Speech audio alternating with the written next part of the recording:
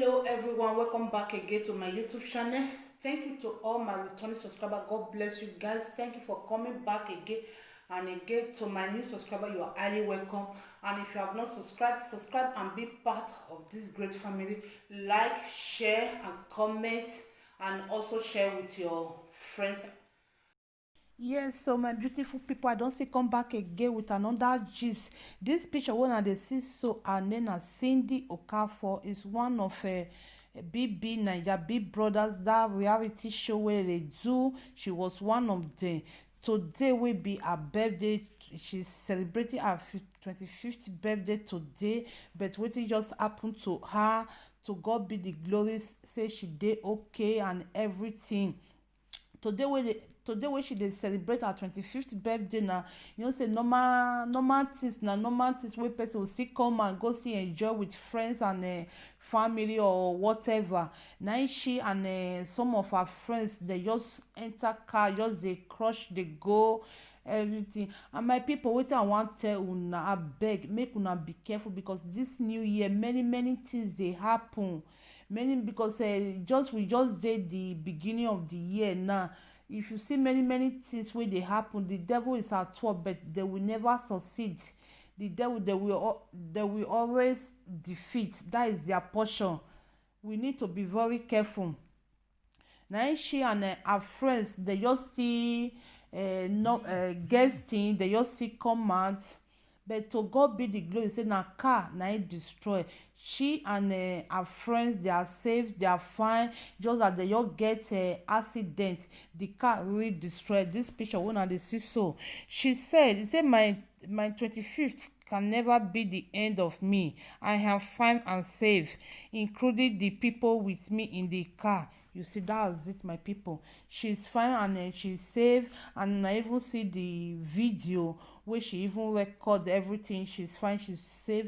I beg my people, make una be careful. Even say person want go jolly for outside, person can see jolly for inside house, e no mean person fit buy drink, invite friends wey you know say you wan see invite. If you no wan see invite any friend, if na you wan just celebrate your thing by yourself, just celebrate am. Because this new year wey we just dey, so the devil at work, but they will never succeed in our life. They will always be defeated wherever the enemy, wherever they are. Well, that's it, my people. I just want to tell you, and let us go back to another gist, my people. Yes, so my people, una still remember this guy named Rashid. Last year July, when something just a trend about this guy, where in baby mama born their first child, where this guy come buy a lot of designer, give a baby mama. Where the guy himself come talk say, she push my baby out, so I push my house to Reynolds. Una still remember? Now this guy, where a lot of people can't even call the guy out, say he want make he want make women feel they deserve a Lexus item before they can give birth. Now this guy, my people, because the something really trend last year, not be small thing. That was July last year. Now the something just a trend everywhere. This guy now, he don't come out again, say waiting right, my people. He say, I will not wish this on my worst enemy. Now he come say, come to find hearts, this may not even be mine.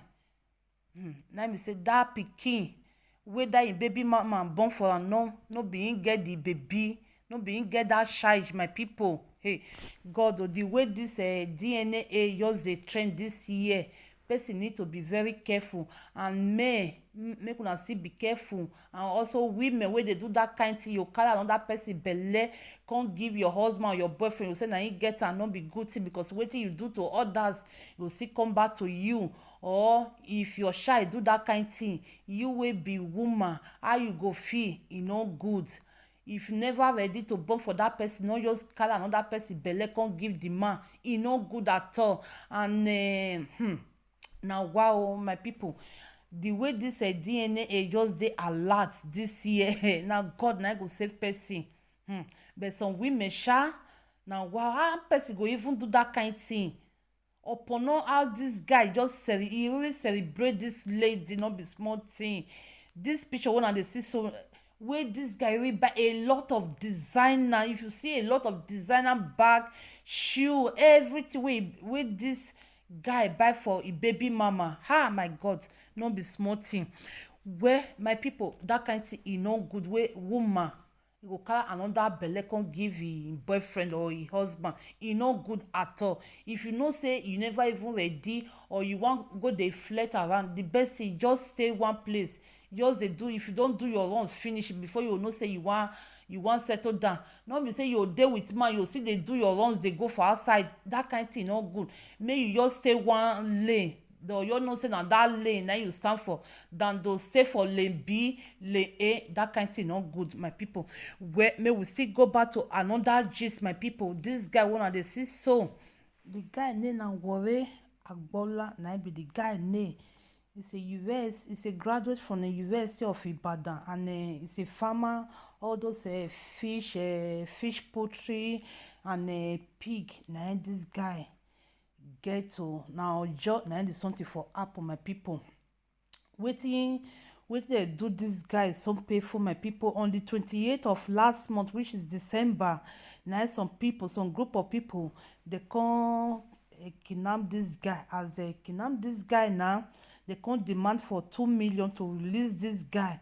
After the family of this disease, after they don't pay the ransom of 2 million, then they just see kill the guy. Some painful, my people. Just imagine for them to even get that 2 million. You know they easy for them. They do everything to make sure say they release their brother. Upon no, now they see kill this innocent guy. Some painful. May so rest in peace, and the people that he left behind, may God give them the strength to overcome this great loss. Just imagine. I don't just know why that Nigeria, they go kidnap person, they will see demand money. After the person, they don't see pay the others wicked people, they'll come see kill the person. So bad, it's so pathetic for it. Just imagine. And this guy is a graduate from University of Benin, and they as work not dey the country. Now this guy suffer open fish farm and piggery. Now they do all those kind of things. Now there, now this guy they survive his life. Just imagine now. Upon no, the guy na very, no be say in a thief, or no be say maybe they do other bad thing. I mean they taking life, nothing like that. Just that the guy they suffer, they do his own job. They go now. This wicked people just go kidnap this guy. As they kidnap and they demand for 2 million. As they even pay the 2 million, after they don't pay the 2 million, 10 days of it now they just take this guy alive. And they even, as they kill and finish, that place where this guy for the farm, they go see drop the body put for there. It's so painful the way all those kill here and there for that Nigeria all the time. And all these people, I don't know why they don't they bring them to book. I don't know why they don't they judge their case, because I just tired all the time. They go kidnap them, they will kill them. I just tired. How long will all those things end for that Nigeria? The way the people, they just take some people so like that. Now wow. Well, my people, I need to leave you guys. Leave your comment in the comment section. Thank you guys for always supporting me. Thank you guys. And please, if you have never subscribed, subscribe to this channel. Subscribe and be part of this great family. Like, share, comment. Leave your comment in the comment section. What do you think? Leave your comment in the comment section, and share my video. Thank you guys. Thank you for always supporting my channel. God bless you guys. See you guys on my next video. Bye bye. Ciao ciao.